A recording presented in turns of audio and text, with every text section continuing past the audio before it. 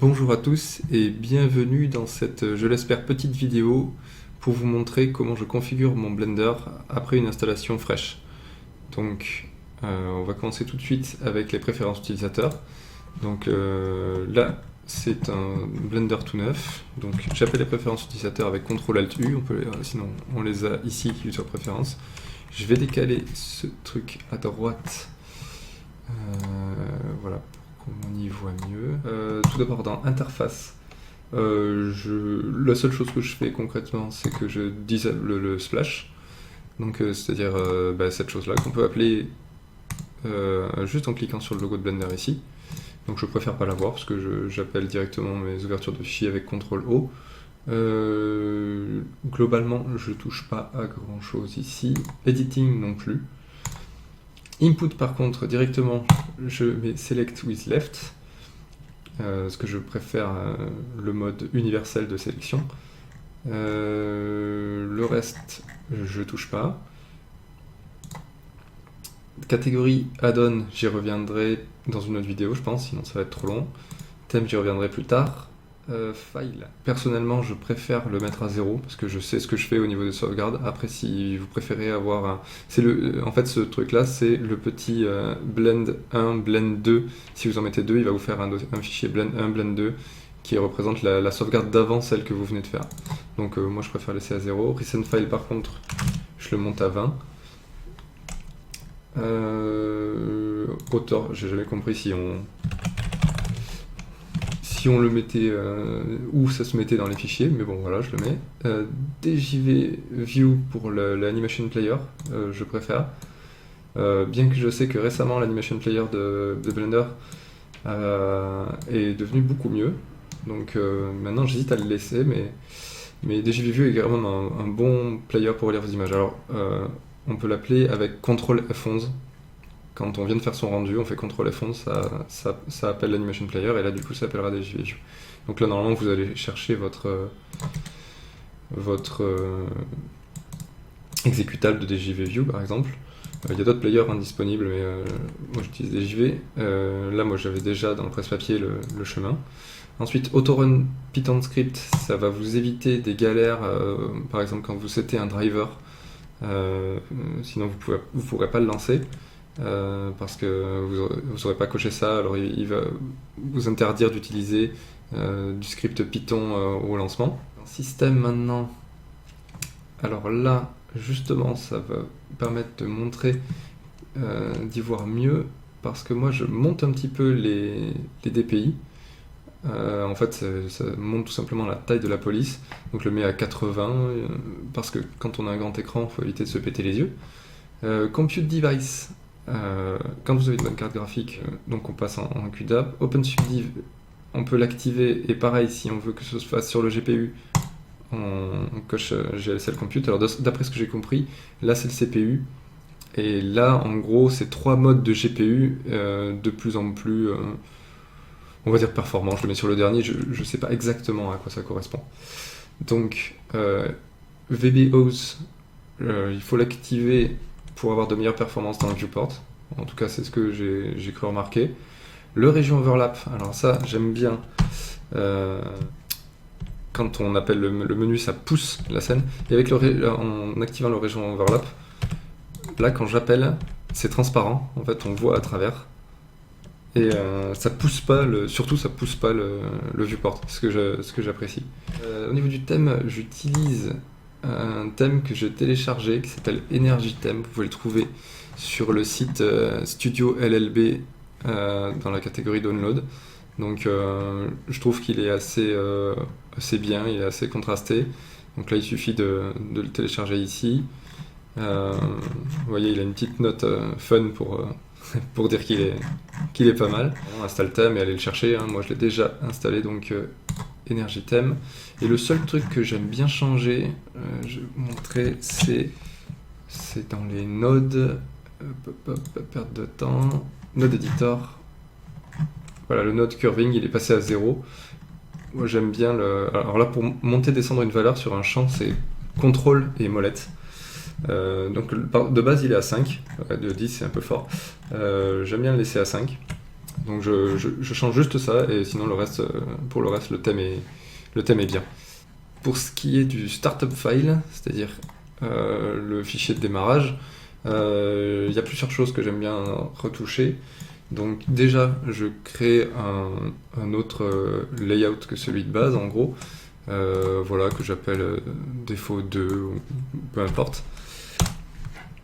Et parce qu'en général, je reste sur le défaut, mais une fois que j'ai bien seté tous mes objets, que j'ai plus besoin par exemple de l'outliner, là par exemple avec Shift F5, j'y remets un nouveau viewport, et là je passe en vue caméra, je zoome un peu et je laisse la caméra ici, ça permet d'avoir un aperçu de mon rendu final. D'ailleurs ici, je coche, alors là pour fermer un truc sympa, un petit tip sympa, c'est quand on a plusieurs panneaux ouverts, en fait quand on reste cliqué et qu'on va vers le bas, on ferme tout, c'est plutôt pratique. Donc là ici en display je passe en only render, comme ça j'ai vraiment juste mon rendu final, et je ferme ce panneau. Donc au niveau du viewport, ici je vire cette lampe, je vérifie qu'on ait bien la vue de face. Dans cette vue là, je préfère le lock camera to view. Comme ça, je peux déplacer dans la scène et mettre ma caméra comme il faut. Ensuite, au niveau du clipping, ça c'est toujours emmerdant après. Donc je le passe au minimum sur le start et je le mets à 100 000. Voilà, sur le end, comme ça on n'aura pas de problème. Là, si je suis ici, voilà, et que là je augmente le start, là on va le voir, voilà. C'est ce qui fait apparaître, en gros, c'est une sorte de masque par rapport à la distance des objets. C'est pour ça que souvent on se retrouve. Enfin, la distance minimale elle va bien, mais souvent la distance maximale, le end, il est pas assez fort, donc je le mets à fond. Voilà, donc ma caméra je la place à peu près comme il faut. J'ajoute juste, j'aime bien le mettre à 1. Donc là je fais G, Z et j'appuie sur 1 pour le remonter de 1 pour qu'il soit au niveau du sol. Là j'ajoute un plan que je scale à 10 et que j'appelle, alors là dans les items on peut directement accéder au nom de l'objet, donc que j'appelle ground. Parce qu'il y a un add-on sympa qui peut snapper directement, faire tomber les objets en gros sur un sol, mais il faut que le sol, que le plane ou l'objet s'appelle ground pour qu'il repère sur quoi il doit se snapper. Donc viewport, ce que j'aime bien faire, c'est passer le snap en vertex, parce que je me sers très souvent du snapping en vertex, comme ça je l'aurai directement dès prochaine fois où j'ouvre le blend. Donc maintenant dans les propriétés, je set les dimensions, donc ça à 100%, je passe en 25 fps parce que c'est le standard européen. L'anti-aliasing je touche pas. Le shading, là je préfère, en général je fais beaucoup de rendus où le fond est transparent, on a besoin d'être transparent plutôt que voir le sky, donc je le set sur transparent.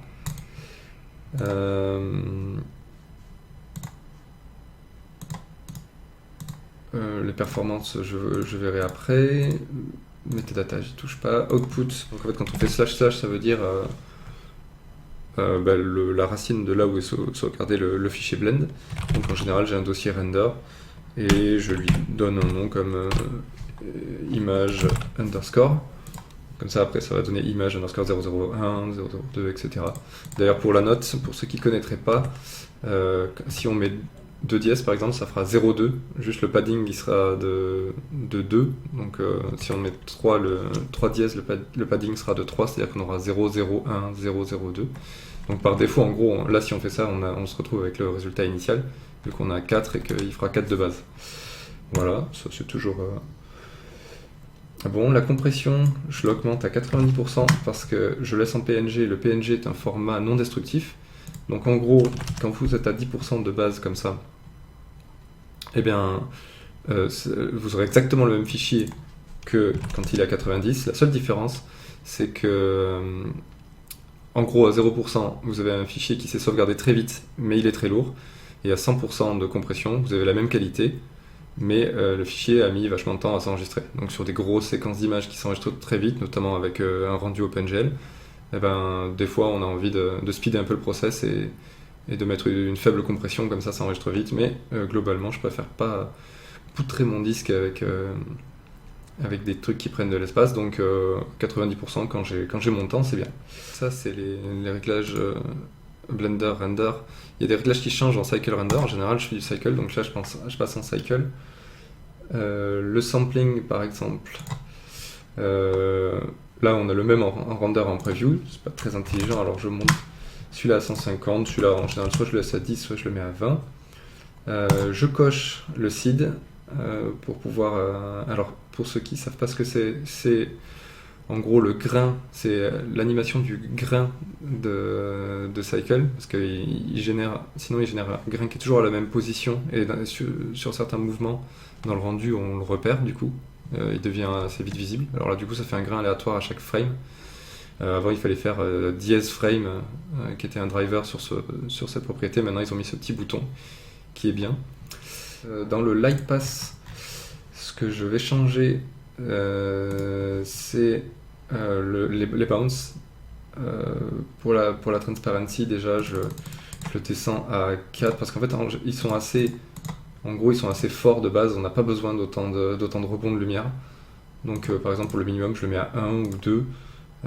Pour le max, je vais le mettre à 4 parce qu'après, justement, on voit dans la scène si on a vraiment besoin de plus, mais il vaut mieux partir du bas. Donc même ça, je pense qu'on peut le descendre, mais ça, je ne vais pas le toucher. Donc, parce que le max et le min de bounce ici influent sur tous ces bounces-là. En gros, c'est des multiplicateurs de ce max et ce min sont des multiplicateurs de diffuse, glossy, transmission et volume. Donc le film, ici, justement, on a la coche transparente, c'est exactement comme précédemment avec le Blender internal. C'est-à-dire que si on préfère voir le sky ou si on veut de la transparence, donc en général transparente aussi là-dessus. Performance. Alors justement, performance, par défaut, il y a de 64 à 64, c'est les tiles, c'est les petites zones de rendu qu'on aura au moment du rendu. Ça, c'est bien pour du CPU, donc c'est bien pour le Blender internal, mais en général, il vaut mieux avoir de plus gros buckets pour du GPU. Donc par exemple, passer sur du 256 à 256. Il y a un add-on justement qui s'appelle Auto Tile Size qui redimensionne automatiquement ces valeurs. Mais de manière générale, si on met 256 par 256 sur du GPU, on est pas mal. C'est une bonne valeur. Là, au niveau de la scène, en général, je passe en métrique. Pour bosser à échelle réelle, c'est pas mal. Ensuite, au niveau du world, j'active directement le useNode parce que je travaille généralement directement en cycle. Je fais beaucoup plus souvent du cycle, ça dépend de vous ce que vous faites. Donc là, vu que c'est pour le fichier de démarrage, c'est mieux comme ça. Dans les settings aussi, je coche Multiple Importance qui améliore la qualité. On a moins de grains, par rapport aux lumières environnantes. Je ne sais pas expliquer précisément, là, du coup je touche pas à ces réglages, mais globalement c'est pas mal. Ensuite au niveau du matériel, il y a déjà un matériel attaché normalement. Je mets juste useNode et le matériel je renomme en base pour savoir que c'est le premier matériau qui était dans le fichier. Ensuite je ferme ces panneaux et je fais un petit CTRL U et il me demande si je veux save startup file. Et voilà, au passage je vais désélectionner ça et CTRL U et voilà. Donc il y a quelque chose dont j'ai oublié de vous parler tout à l'heure dans les préférences utilisateurs. Il s'agit de les entrées de clavier. Donc en fait si vous utilisez un lecteur de musique à côté du style foobar ou autre, quand vous allez appuyer sur les touches médias suivant, précédent, play, pause, ça va essayer de sauter d'une keyframe à l'autre, lancer l'animation et compagnie. Donc ça, moi je préfère que ça garde le contrôle de mon lecteur de musique. Donc en fait, pour les enlever, si ça vous intéresse, vous allez dans Key Binding et c'est calé sur Média. Donc on voit le jump to keyframe, sachant que jump to keyframe là, est, vers l'avant et vers l'arrière est déjà attribué à flèche haut, flèche bas du clavier. Donc vous pouvez les virer sans problème. Et play animation c'est Alt A. Cancel animation c'est échappe. Déjà de base, parce que Alt A ça vous arrêtera le play. Voilà, là si je fais Alt A, là si je fais Alt A, échappe, ça revient au début. Donc on peut les dégager. C'était comme la manière de faire un fichier de démarrage propre, de setuper son Blender. J'espère que vous avez appris quelques trucs. Je pense que je vous parlerai des add-ons que j'aime bien et dont je me sers régulièrement dans une prochaine vidéo. Juste au passage, aussi j'aime bien me mettre une petite fenêtre de node ici, juste dans le défaut 2, parce qu'ensuite avec CTRL flèche gauche, flèche droit, vous allez pouvoir basculer entre ces différents agencements. Et vous avez peut-être vu tout à l'heure que j'ai fait apparaître assez rapidement la fenêtre. En gros, Shift F5 c'est pour avoir un viewport, Shift F3 c'est un node. Voilà, c'est tout pour cette session et à bientôt.